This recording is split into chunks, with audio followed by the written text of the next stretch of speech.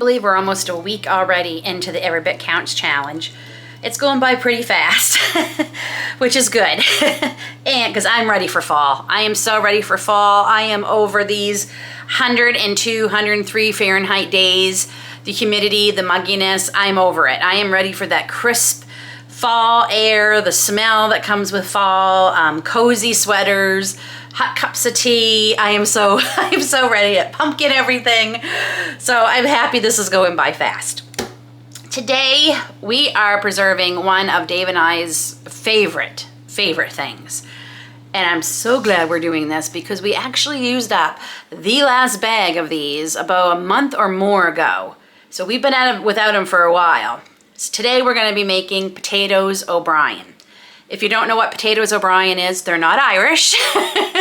They were invented, I guess, like in late 1800s, early 1900s by a barkeeper who I think might have been Irish because his last name was O'Brien, but he wanted a way to jazz up fried potatoes. So he added some colorful bell peppers, a little bit of onion, fried them all together. And that's potatoes O'Brien, and potatoes O'Brien, that's what it is. It's potatoes, bell peppers, and onions. But I'm telling you, it is amazing. It is so flavorful. Dave and I usually use them up on the weekends because that's when we have a little bit more time together and I can make them a nice breakfast. I freeze them in portions that we're probably gonna eat. Sometimes I end up taking out 2 of these. It just depends on what I'm making. But I like to fry these up and then I add a couple of either fried eggs or scrambled eggs to them, make a big hash out of it. It is mwah, chef's kiss. It is so good. And it's so simple, but so flavorful. And like I said, we used up the last one a while ago, so I'm happy, so happy to be making some. I did get the potatoes from our local neighborhood farm stand when I got the zucchini. This is one of the things we picked up. These were beautiful red and white potatoes. I mean, just gorgeous. Washed them all up. I did peel them and I parboiled them just till they were just about fork tender. You don't want them cooked all the way, but you do want them cooked probably about, I'd say 80 to 90% of the way. And I dried them off, I let them cool down, and then I just mixed up all the bell peppers and onions because we're all busy. We don't have time. You don't have time to watch me peel, chop, and parboil potatoes.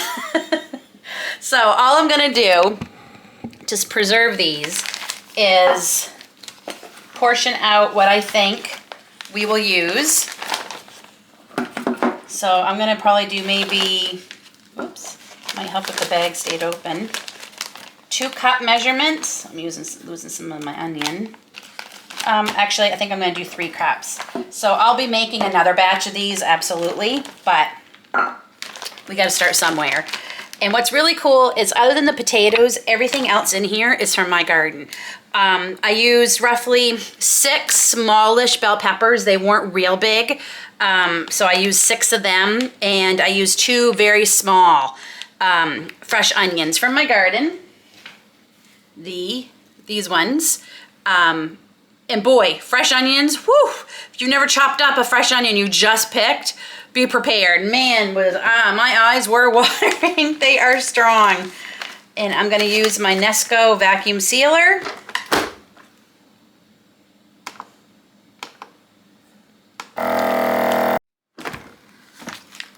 One bag down. So I'm gonna get the rest of these. Don't go away.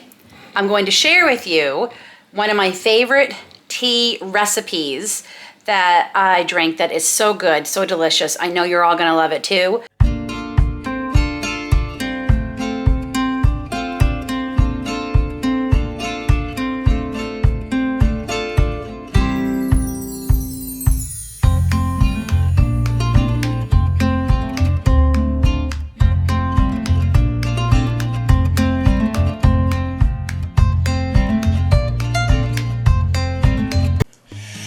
My wish is that you don't forget to hit the thumbs up button.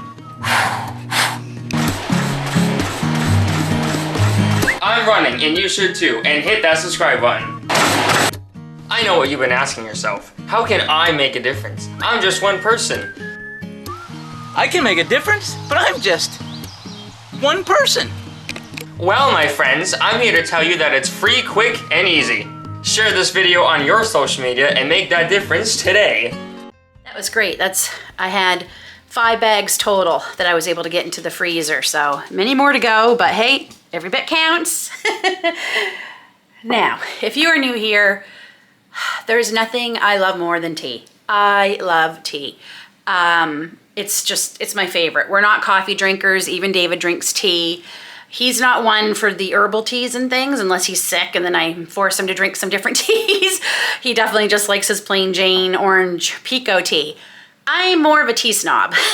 There's definitely loose leaf is my favorite. There's different brands that I like, and growing my own is one of my favorite things to do.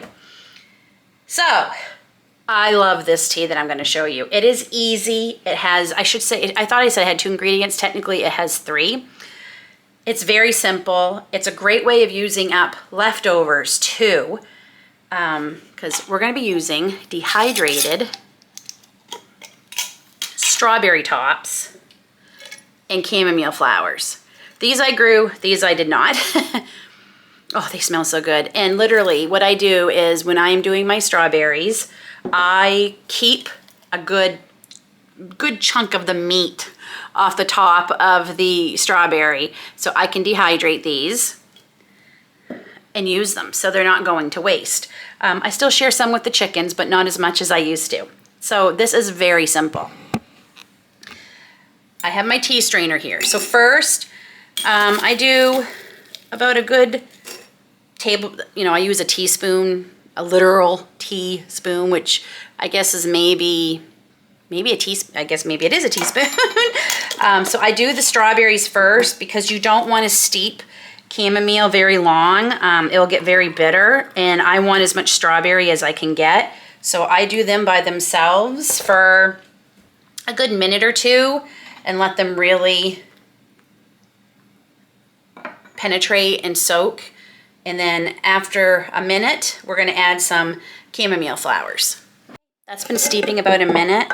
So now I'm going to add a teaspoon of my chamomile, however you say it.